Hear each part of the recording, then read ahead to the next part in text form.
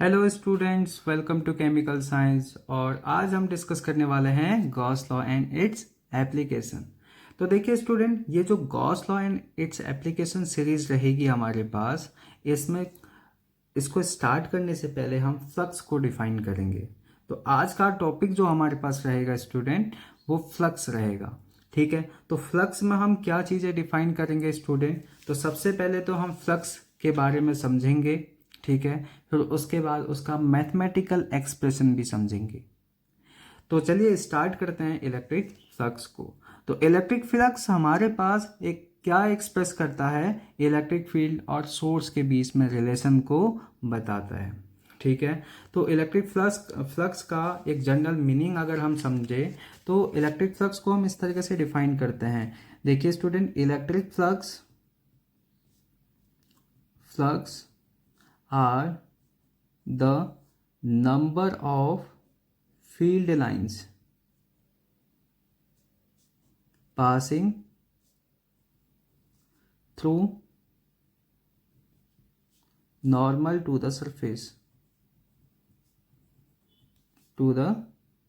surface तो in short कहें तो हमारे पास जो ये फ्लक्स है ना स्टूडेंट, ये फ्लक्स हमारे पास एक कोई नंबर है। क्या है? एक कोई नंबर है, यानी नंबर है तो एक स्केलर क्वांटिटी है। यहाँ से आप ये क्लियर समझ सकते हैं, जो हमारे पास फ्लक्स है वो एक स्केलर क्वांटिटी है, यानी नंबर है। और ये हमें इलेक्ट्रिक फील्ड के बारे में और सोर्स के बारे में बता रहा। तो इसका मतलब है कि हम अगर यहाँ पर हमने कोई सरफेस, एक फ्लैट सरफेस कंसिडर करते हैं स्टूडेंट, बहुत आसान तरीके से इसको समझने की कोशिश करते हैं। एक फ्लैट सरफेस कंसिडर किया और लेट सपोज दैट इस डायरेक्शन में क्या फ्लो हो रहा, इस डायरेक्शन में इलेक्ट्रिक फील्ड है। ओके, इलेक्ट्रिक फील्ड की डायरेक्शन ऐसे है और हमारे पास हमने सरफेस को इस तरीके से रखा है कि जो सरफेस का एरिया वेक्टर है, ये हमने इसका एरिया वेक्टर, इसको हम एस वेक्टर कह देते हैं इन शॉर्ट, है ना। और इलेक्ट्रिक फील्ड भी इसी डायरेक्शन में है। तो हम कहेंगे कि कितनी इलेक्ट्रिक फील्ड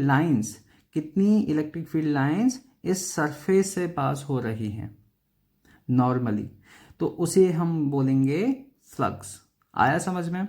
तो flux are the number of field lines. ठीक है, क्या है? Number of field lines passing through normal to the surface. ये सरफेस के नॉर्मल डायरेक्शन में कितने फ्लक्स लाइंस पास हो रही हैं। अब देखिए हमारे पास जो फ्लक्स है, वो फ्लक्स पॉजिटिव भी हो सकता है और नेगेटिव भी हो सकता है। अगर हमारे पास एरिया वेक्टर, हम इस तरीके से समझ सकते हैं कि अगर हमारे पास एरिया वेक्टर और इलेक्ट्रिक फील्ड के बीच में एंगल्स क्या हो, जीरो हो, तो हमारे पास कुछ अलग कंडीशन हो सकती है। अगर हमारे पास एरिया वेक्टर और इलेक्ट्रिक फील्ड के बीच में एंगल्स अलग हो तो हमारे पास फ्लक्स की वैल्यू अलग हो सकती है। अब कैसे होगा ये एंगल्स का ओरिएंटेशन, हम इसको समझते हैं। अब देखिए इलेक्ट्रिक फील्ड इस तरीके से था, है ना, और हमने सरफेस को अपने इस तरीके से रखा था।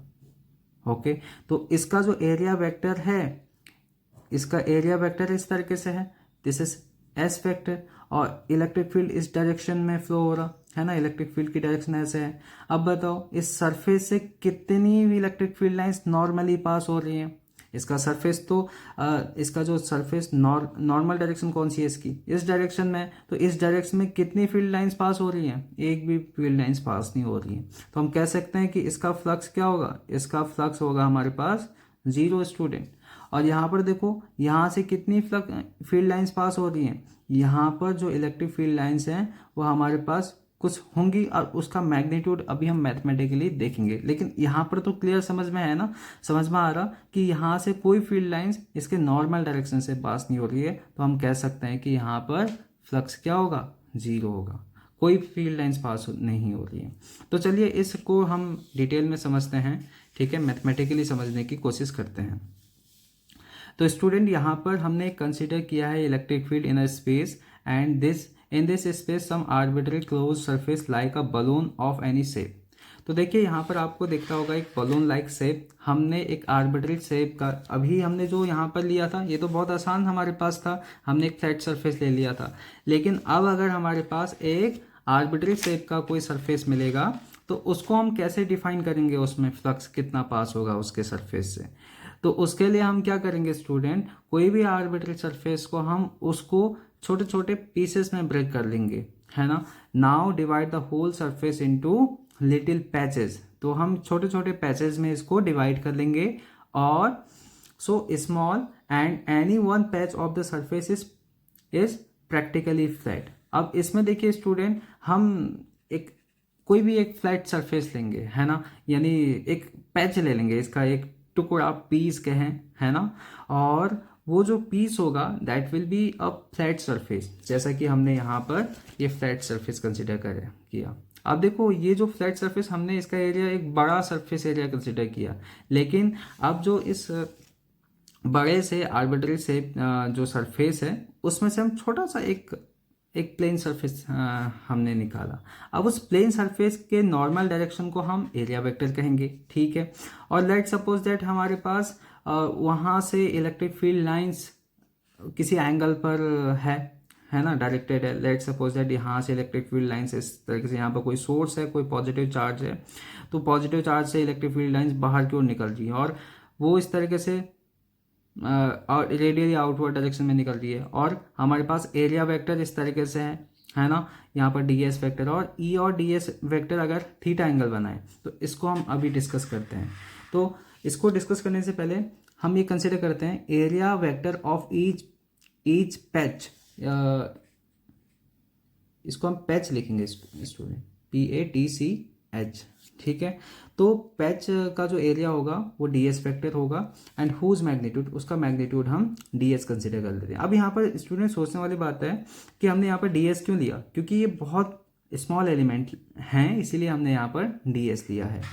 तो लेट हम कहते हैं कि E be the electric field vector at the location of particular patch. अब हम कह रहे हैं कि इस पर्टिकुलर पैच पर जो इलेक्ट्रिक फील्ड का जो मैग्नीट्यूड है वो E है और उसकी जो डायरेक्शन है वो इस डायरेक्शन में है, जैसा कि डायग्राम में मेंशन है।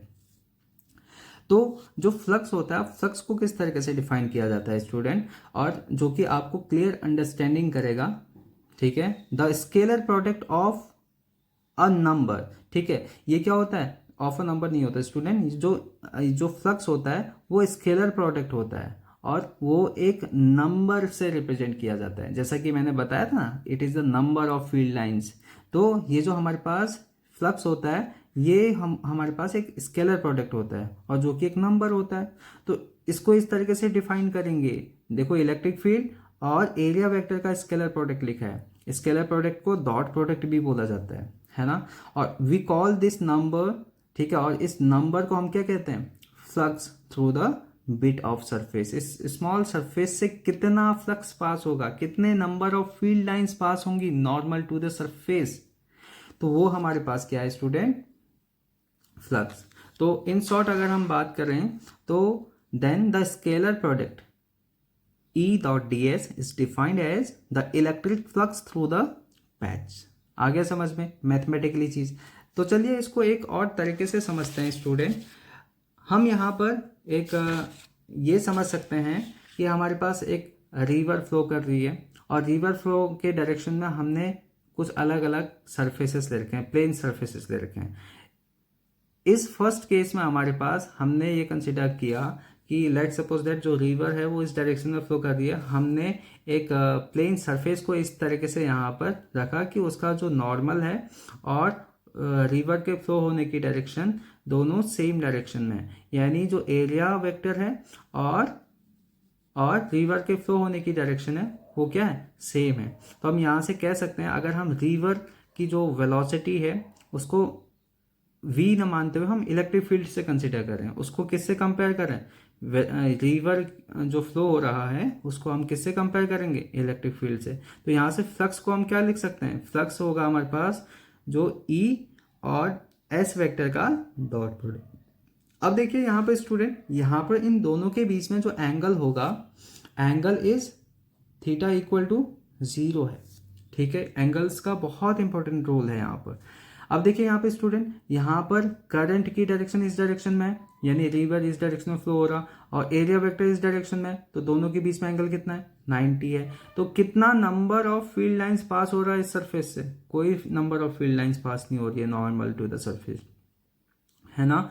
तो इसका मतलब फ्लक्स 0 है। अब लेट सपोज दैट हमने किसी एंगल पर रख दिया इसको और इसका जो एरिया वेक्टर है इस करंट की डायरेक्शन से या इलेक्ट्रिक फील्ड की डायरेक्शन से कोई थीटा एंगल बनाता है, तो हम इसको इस तरीके से लिखेंगे ना। इसका एक एस कंपोनेंट लिखेंगे, इसका क्या लिखेंगे, एस कंपोनेंट लिखेंगे। इस एस या एरिया वेक्टर का इस करंट की डायरेक्शन में कंपोनेंट लिखा हमने, तो एस कॉस थीटा लिख लिया, है ना। तो ये आ गया हमारे पास क्या, फ्लक्स, जो कि इस सरफेस से पास होगा, जो कि number of field lines pass होंगी इस सरफेस से, इसका वैल्यू ये है। तो इसके बाद स्टूडेंट देखिए, हमारे पास इलेक्ट्रिक फील्ड अगर हमें एंटायर सरफेस से निकालना होता है, ये अभी तक जो हमने फाइंड आउट किया था ई डॉट डी एस, अगर हम इसको हटा दें तो ये हमारे पास एक किससे निकल रहा था फ्लक्स, एक छोटे से पैच से निकल रहा था। अगर हमें एंटायर सरफेस से फ्लक्स को बताना होगा तो हम इस होल टर्म को इंटीग्रेट कर देंगे। तो स्टूडेंट यहाँ पर हमने जो इंटीग्रेशन किया है वो सरफेस इंटीग्रेशन किया है। कैसा इंटीग्रेशन किया है, सरफेस इंटीग्रेशन। और इसका जो सिंबल है स्टूडेंट, ये हमारे पास एक क्लोज्ड सरफेस इंटीग्रल का सिंबल होता है।